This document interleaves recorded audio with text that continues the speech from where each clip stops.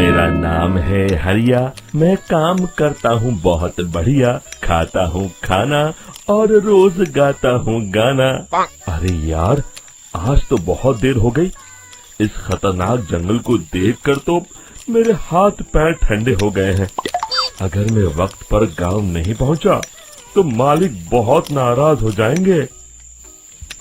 तभी हरिया को एक आवाज सुनाई देती है। सुनिए हरु जी।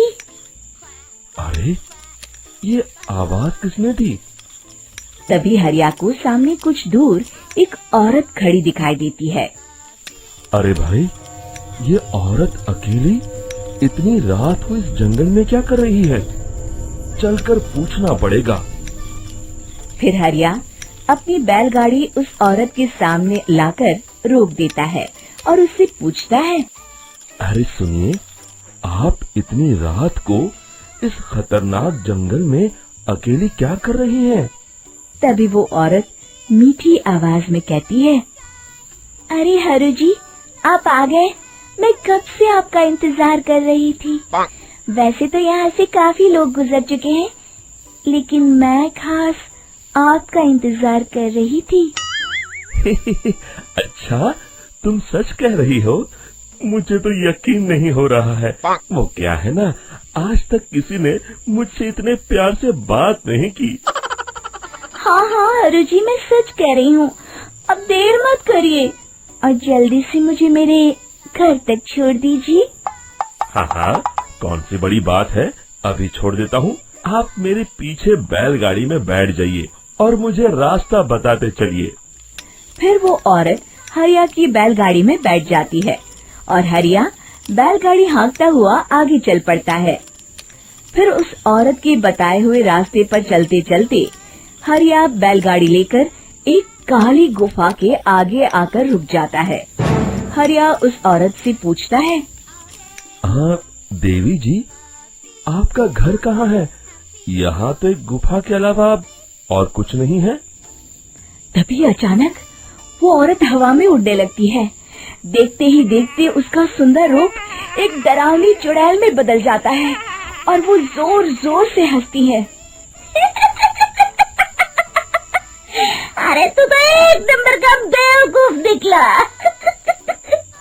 तू तो बड़ी आसानी से मेरी बातों में आ गया। अरे मर गया रे, ये तो एक चुड़ैल है। हे भगवान बचा ले, ये तो बड़ी डरावनी दिखाई दे रही है। और फिर अगले ही पल हरिया की बैलगाड़ी में रखा सारा सामान हवा में उड़ता हुआ उस काली गुफा के अंदर चला जाता है और वो चुड़ैल भी उस गुफा के अंदर जाकर कहीं गायब हो जाती है। हरिया ये नजारा देख बुरी तरह घबरा और परेशान हो जाता है। अरे, ये चुड़ैल तो मेरा सारा सामान लेकर गुफा में गायब हो गई।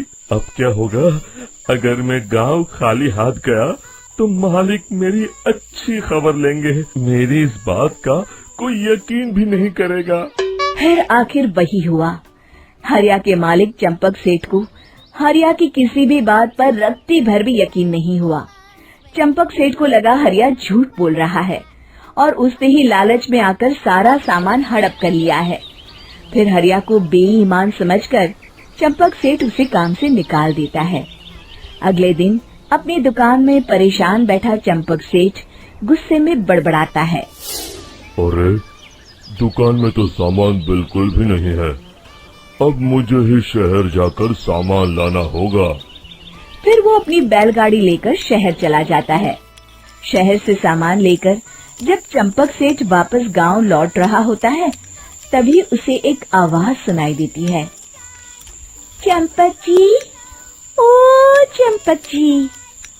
अरे, ये तो कोई मेरा नाम लेकर मुझे पुकार रहा है। फिर उस रास्ते में वही औरत खड़ी दिखाई देती है।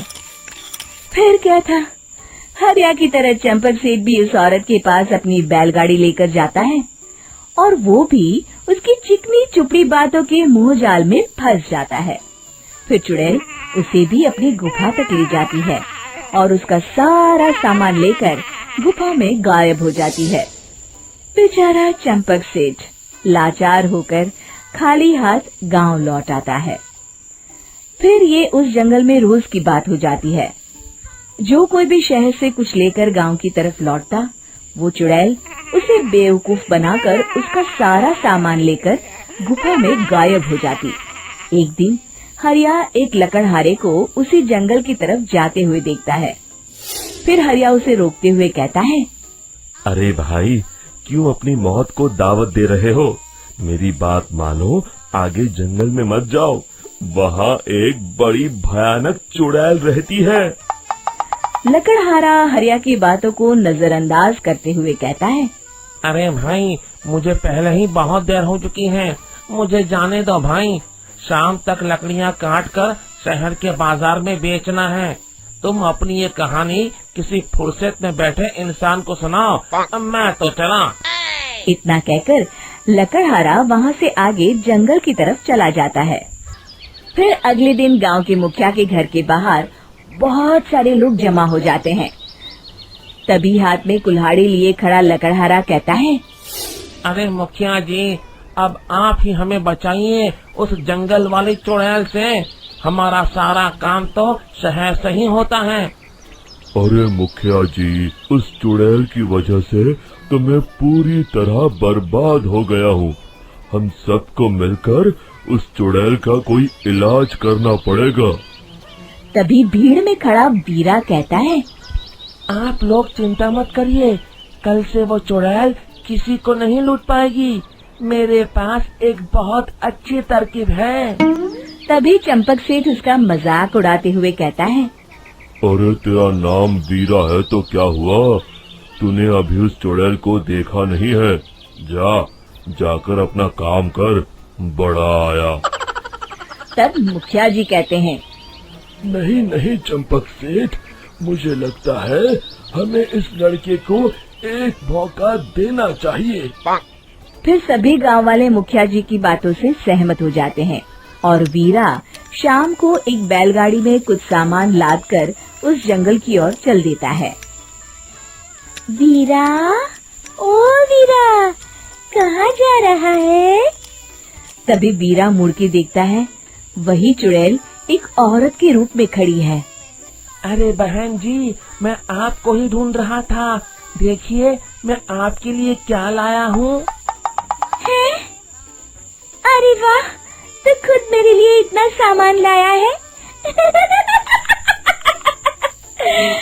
तू ही अकेला गांव में समझदार है। जरा देखो, मैं भी खोल के, बड़े भूख लगी है। जैसे ही चुड़ैल उस सामान पर से कपड़ा हटाती है, एक भगवान शिव की तेज रोशनी उसके अंदर मूर्ति से निकलती है और चुड़ैल अपने असली रूप में आकर जलने लगती है। अरे मैं जल रही हूँ, बचाओ! बचाओ! ओम नमः शिवाय, मर गई मैं! देखते ही देखते वो चुड़ैल राख के साथ उड़ जाती है और सभी गांव वाले भी वहां जाते हैं। शिक्षा बुराई पे सदा अच्छाई की ही जीत होती है।